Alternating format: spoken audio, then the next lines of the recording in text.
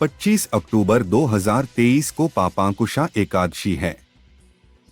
कहते हैं पापांकुशा एकादशी का व्रत पूर्ण विधि विधान से किया जाए तो इससे अनेकों अश्वमेघ और सूर्य यज्ञ करने के समान फल की प्राप्ति होती है। धर्म ग्रंथों के अनुसार जो मनुष्य कठिन तपस्याओं करने के बाद फल प्राप्त करते हैं, वही फल इस एकादशी पर व्रत रखकर श्री विष्णु जी को नमस्कार करने से ही मिल जाते हैं और मनुष्य को यमलोक के दुख नहीं भोगने पड़ते हैं।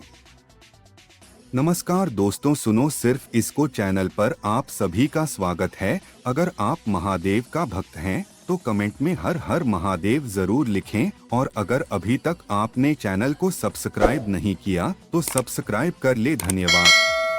पापों से मुक्ति पाने के लिए मनुष्य जीवन भर जतन करता है, लेकिन इस एकमात्र एकादशी का व्रत करने से उसके सारे पाप नष्ट हो जाते हैं। इसका महत्व स्वयं श्री कृष्ण ने युधिष्ठिर को बताया था। जाने ये कथा। धर्मराज युधिष्ठिर कहने लगे कि हे भगवान, आश्विन शुक्ल एकादशी का क्या नाम है? अब आप कृपा करके इसकी विधि तथा फल कहिए।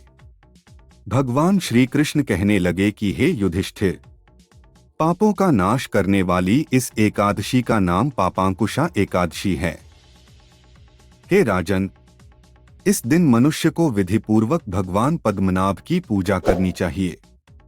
यह एकादशी मनुष्य को मनवांछित फल देकर स्वर्ग को प्राप्त कराने वाली है। मनुष्य को बहुत दिनों तक कठोर तपस्या से जो फल मिलता है, वह फल भगवान गरुड़ध्वज को नमस्कार करने से प्राप्त हो जाता है। जो मनुष्य अज्ञानवश अनेक पाप करते हैं परंतु हरि को नमस्कार करते हैं, वे नरक में नहीं जाते। विष्णु के नाम के कीर्तन मात्र से संसार के सब तीर्थों के पुण्य का फल मिल जाता है। जो मनुष्य शार्ंग धनुषधारी भगवान विष्णु की शरण में जाते हैं, उन्हें कभी भी यम यातना भोगनी नहीं पड़ती। जो मनुष्य वैष्णव होकर शिव की और शैव होकर विष्णु की निंदा करते हैं, वे अवश्य नरकवासी होते हैं। सहस्रों वाजपेय और अश्वमेध यज्ञों से जो फल प्राप्त होता है, वह एकादशी के व्रत के 16वें भाग के बराबर भी नहीं होता है।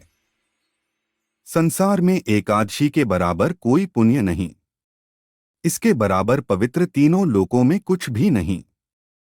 इस एकादशी के बराबर कोई व्रत नहीं। जब तक मनुष्य पद्मनाभ की एकादशी का व्रत नहीं करते हैं, तब तक उनकी देह में पाप वास कर सकते हैं।